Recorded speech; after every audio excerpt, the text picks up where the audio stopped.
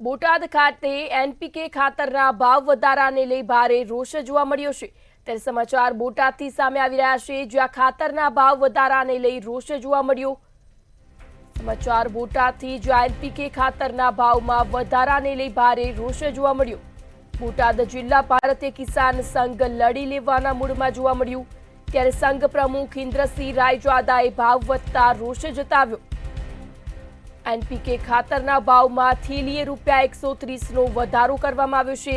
त्यारे खेडूतोने भाव वधारो पोसाय तेम नथी, जेने लई खेडूतो नाराज जोवा मळ्या। समाचार बोटादथी, ज्यां एनपीके खातरना भावमां वधाराने लई भारे रोष जोवा मळ्यो। त्यारे संघ प्रमुख इंद्रसिंह रायजादाए भाव वधता रोष जताव्यो।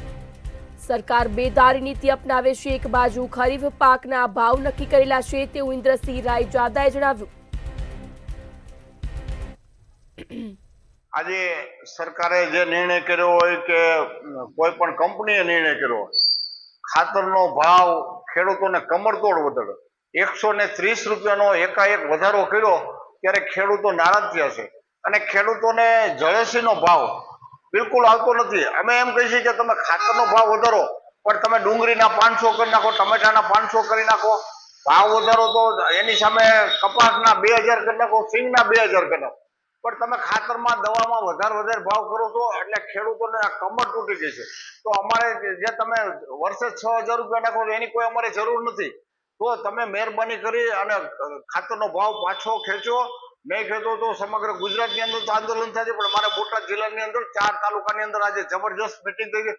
5000 ખેડૂતોના આવેદનપત્રો સાથે અમે આપશું કલેક્ટરને, અને ટૂંક સમયની અંદર કે ઝલક આંદોલન થશે, ખેડૂતો રોડ ઉપર આવશે। અને આજે અમે ગઈકાલે રાત્રે નક્કી કર્યું છે કે દરેક પક્ષને આપણે સાથે રાખી અને કાર્ય કરો। આ સરકાર બેરી મૂંગી જાડી ચામડીની છે, બિલકુલ સામર્થ્ય નથી। તો મારે તમારે જાગવાની ફરજ પડે અને ખેડૂત